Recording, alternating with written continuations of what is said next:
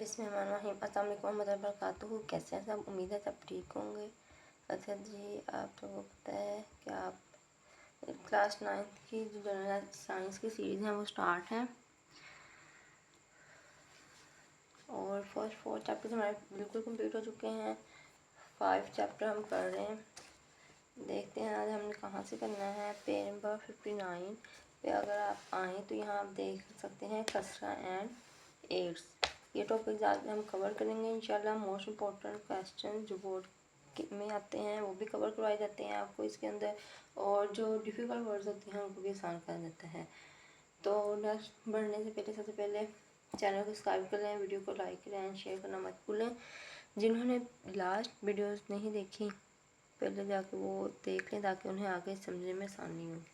ये हमारा ये वो 5 भी लास्ट टॉपिक जो ये 3 डिजीज़ थी वो हो चुकी हैं लास्ट में, ठीक है।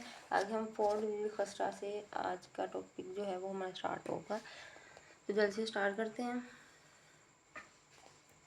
अच्छा जी, खसरा ये एक ख़तरनाक मुतअद्दी बीमारी है। बच्चों में शरह मौत बहुत ज़्यादा होती है। अच्छा, ये क्या है? एक ख़तरनाक बीमारी है, ठीक है।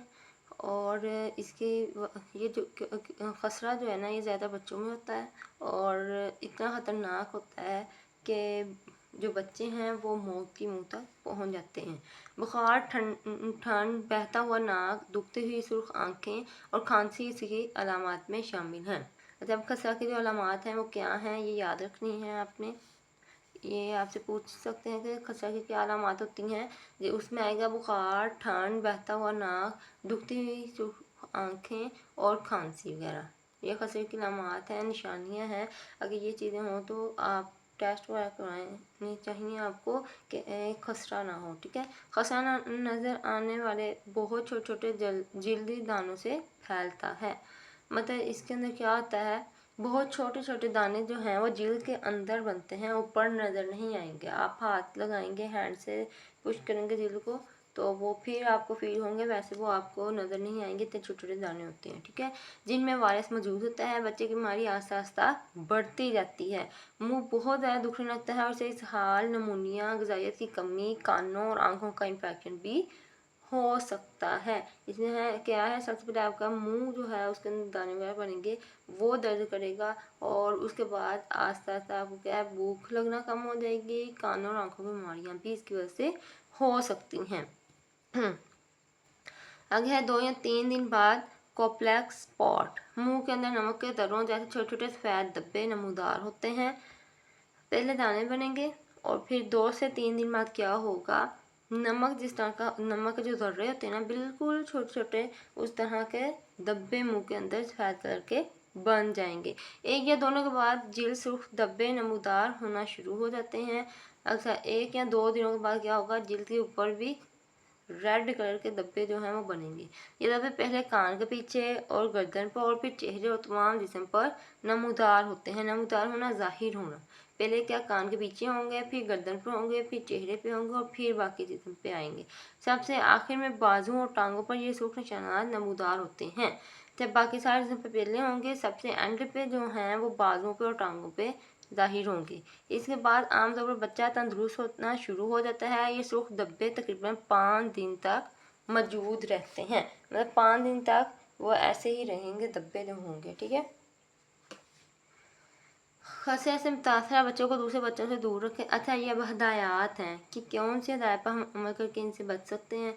तो अगर आपसे पूछता है, क्वेश्चन आता है खसरे की हदायत बताएं, ठीक है, या खसरे से हम किस तरह से बचा जा सकता है उसकी हदायत बताएं, तो आपने यहाँ से ये वाला फुल पैराग्राफ जो मैं अब आपको एक्सप्लेन करने लगी हूँ ये लिखना है उस यहाँ में, ठीक है। खसरे से मुतासर बच्चों को दूसरे बच्चों से दूर रखें। ख़ास तौर पर इन बच्चों को बचाएं जो ग़िज़ाइयत की कमी का शिकार हों या जिन्हें तबदिक या दूसरी दायमी बीमारियां हों। तबदिक, ठीक है, एक बीमारी है और ये बीमारी हो या कोई और बीमारी, दायमी बीमारियां होती हैं हमेशा रहने वाली, मतलब बहुत लंबी, ठीक है। बच्चे को बिस्तर में ही रहना चाहिए। ज़्यादा से ज़्यादा पीने वाली चीज़ें इस्तेमाल करनी चाहिए। इसे ज़्यादा ग़िज़ाइयत वाली खुराक देनी चाहिए। अगर शेरख्वार बच्चा माँ का दूध नहीं पी सकता तो इसे माँ का दूध निकाल कर चम्मच से दें। आगे बॉक्स देखते हैं। जब बच्चा 9 माह का हो जाए तो खसरे का हिफाजती टीका लगवाएं। बच्चे को खसरे से बचाने के लिए इन्हें अच्छी ग़िज़ाइयत वाली खुराक दें। यहाँ तक हमारा खसरे का टॉपिक कवर हो चुका है। इसके अंदर से मैंने आपको बताया इसकी जो अलामात हैं और इसकी हिदायत हैं, ये दोनों चीज़ें इंपॉर्टेंट हैं, ठीक है। आगे हैं एड्स। ये मोस्ट इम्पोर्टेंट टॉपिक है एड्स वाला, ठीक है। ये बहुत ज़्यादा आता है और आपके बोर्ड एग्जाम्स अगर आप पिछले 5 साल पेपर जाकर देखें उसके अंदर बहुत ज़्यादा ये रिपीट हुआ है क्वेश्चन, तो इसको बिल्कुल नहीं छोड़िएगा। एड्स का मर्ज एक ख़ास वायरस से फैलता है। मर्ज कहते हैं बीमारी को। एड्स की जो बीमारी है वो एक ख़ास वायरस से फैलती है जो जिस्म के मुदाफ़िर निज़ाम को तबाह कर देती है। मुदाफ़िर निज़ाम कहते हैं जो मतलब कि रोज़मर्रा की रूटीन है बिल्कुल, ठीक है, मतलब जो काम है हमारी बॉडी के अंदर हो रहे हैं, ठीक है, जो हमें बचाते हैं जरासीम वगैरह से, ठीक है, वो जो निज़ाम है किसी बीमारी से बचाने का, उस निज़ाम को ये तबाह कर देती है। इस मर्ज़ की वजह से जो भी बीमारी इंसान जिसमें दाखिल होती है वह संगीन सूरत इख्तियार कर लेती है और इंसान को मौत से मुतनार कर देती है। अब देखें, जब हमारे बॉडी के अंदर कोई भी बीमारी जाती है तो उसका मतलब रिएक्शन भी मौजूद होता है। ऐसा निज़ाम भी हमारी बॉडी के अंदर मौजूद है जिसे हमें मुदाफ़िर निज़ाम कहा जाता है, जो कि हमें बीमारियों से महफूज करता है। अगर वो ही सही से वर्किंग नहीं करेगा तो हमें कोई भी अगर बीमारी लगेगी तो वो सही से वो क्या है वो हमें मतलब ख़त्म कर देगी, बिल्कुल मौत तक ले जाएगी, संगीन मतलब सीरियस कंडीशन में ले जाएगी हमें, ठीक है। एड्स के वायरस को HIV कहते हैं। एड्स का जो वायरस है उसका क्या नाम है, या एड्स का वायरस किसे कहते हैं, एड्स का वायरस कौन सा है, अगर ये क्वेश्चन आता है तो ये HIV है। इसको आपने याद है, ये MCQs में आता है और इसकी फुल फॉर्म भी आपने याद नहीं है, human immuno deficiency virus, human immuno deficiency virus, ये एड्स की फुल फॉर्म है, ठीक है। ये भी आपसे पूछी जा सकती है MCQs के अंदर या शॉर्ट क्वेश्चन के अंदर। ये लाइन याद रखिएगा, एड्स का वायरस कौन सा है और उसकी फुल फॉर्म कौन सी है। एड्स छूत की बीमारी नहीं, छूत की बीमारी, अच्छा छूत की बीमारियाँ कौन सी होती हैं, जो कि एक दूसरे को हम टच करने से, छूने से या सांस लेने से या पास रहने से किसी के मुंतकिल हो जाती हैं आसानी से एक दूसरे के अंदर। लेकिन जो एड्स है ये उनमें नहीं आती, ठीक है। छूने, मरीज़ के साथ बैठने, हाथ बनाने या काम करने से बीमारी नहीं फैलती। वो लोग जिनमें एड्स का वायरस पाया जाए, ज़रूरी नहीं कि बीमारियाँ कमज़ोर नज़र आएँ। बाज़ औक़ात एड्स की अलामात ज़ाहिर होने में कई साल लग जाते हैं।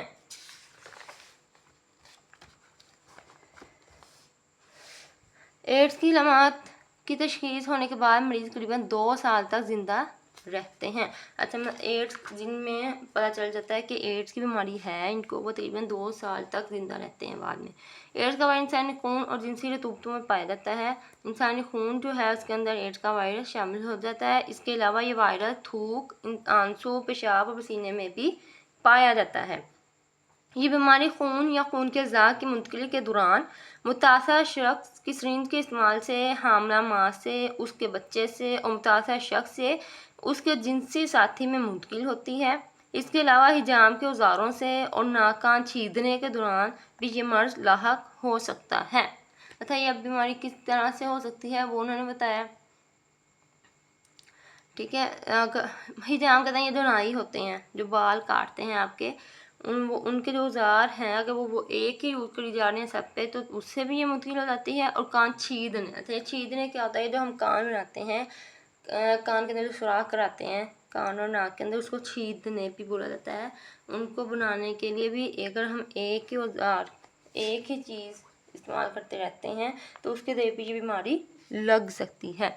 मरीज़ को शुरू में मामूली ज़ुकाम होता है, इसके बाद मरीज़ कई महीनों और साल तक बिल्कुल ठीक रहता है। आस्ता आस्ता मुकम्मल एड्स का मरीज़ बन जाता है। इस दौरान तेज़ी से वज़न कम होता है, एक माह तक इसहार रहता है, बुखार, खांसी, निमोनिया हो जाता है, जिसमें दाग धब्बे बन जाते हैं। इस बीमारी से बचने के लिए हमें अपने जीवन साथी तक में दूर रहें, कुरानी अहकाम पर अमल करें। अगर इंजेक्शन लगवाना ज़रूरी हो तो गैर इस्तेमालशुदा सिरिंज इस्तेमाल करें। खून लेने और देने से पहले HIV टेस्ट करवा लें। अच्छा जी, यहाँ तक ही था ये टॉपिक हमारा एड्स का। आज की वीडियो भी हमारी यहाँ तक की थी। अगर कुछ भी समझ ना आए तो कमेंट सेक्शन में अपने क्वेश्चन जो हैं वो ड्रॉप कर दिया करें। इंशाल्लाह एज सून एज पॉसिबल सबको आंसर दिया जाएगा। नाखुदा तक के लिए इजाज़त दीजिए। अल्लाह हाफिज़, दुआ में याद रखें।